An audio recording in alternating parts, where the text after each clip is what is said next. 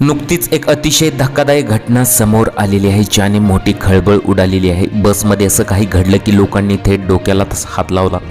जेव्हा चालकाने हा संपूर्ण प्रकार बघितला तेव्हा त्याला सुद्धा एक मोठा धक्काच बसला। परंतु नंतर चालकासोबत असं काही घडलं की तुम्हालाही मोठा धक्का बसेल। आणि त्यानंतर चालकाने हा खुलासा केल्यानंतर त्याच्यासोबत काय घडलेलं आहे ते तुम्ही नक्की पहा। चॅनलवर ती पहिल्यांदा आला असेल तर चॅनलला जरूर सबस्क्राईब करून घ्या। हैदराबादमध्ये राहणाऱ्या प्रियकर आणि प्रियसीने हैदराबादहून मछलीपट्टणम येथे जाण्यासाठी खाजगी ट्रॅव्हलच्या बसमध्ये स्लीपर सीट बुक केल्या होत्या। बुकिंग वेळी त्यांनी शेजारी सीट्स अगोदरच बुक करून ठेवल्या होत्या।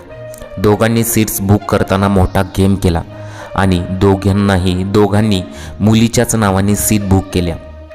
त्यानंतर प्रवासी गाडीमध्ये चढले आणि घडलेला प्रकार चालकाच्या लक्षात आला।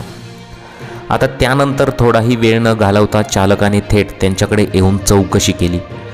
आता चालकाने चौकशी करताच प्रेमी युगलाचा संताप बघायला मिळाला। उलट त्यांनी चालकासोबतच आरेरावी करण्यास सुरुवात केली।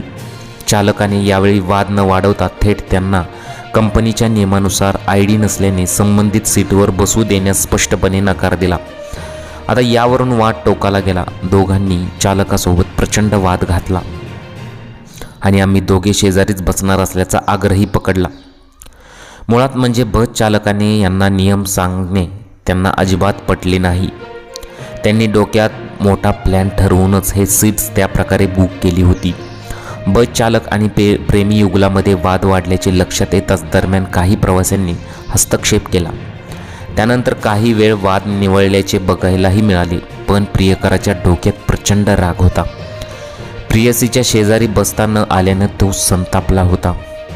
सुरुवातीला सर्वांना वाटले की वाद संपला, पण प्रियसीने मछलीपट्टणम बस स्टँडला उतरताना आपल्या प्रियकराला म्हटले की काहीही झाले तरीही या चालकाला सोडू नकोस, कारण चालकामुळे तिला आपल्या प्रियकराच्या शेजारी बसता आले नव्हते।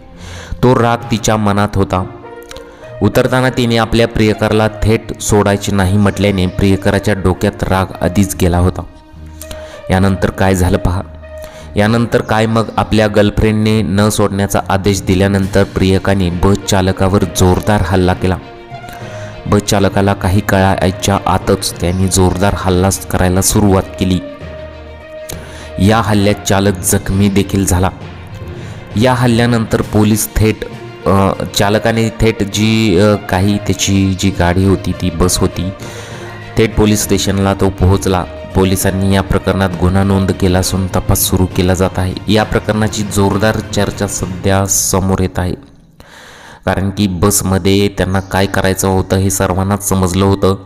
त्यांना शेजारी स्लीपर त्या सीट्सवरती बसायचं होतं आणि नको ते चाळे करायचे होते। परंतु त्यानंतर जेव्हा चालकाच्या हे लक्षात आलं की बसमध्ये आपल्या काहीतरी तो प्रकार घडणार आहे असं त्या चालकाच्या लक्षात आलं आणि त्यानंतर त्याने दोघांना एकमेकांजवळ बसू दिलं नाही, कारण की बसचा तो नियम नव्हता। तरीसुद्धा मग त्यांच्यामध्ये भांडण झाले, आरेरावी झाली। उलट बस चालकाला त्यांनी दमदाटी केली।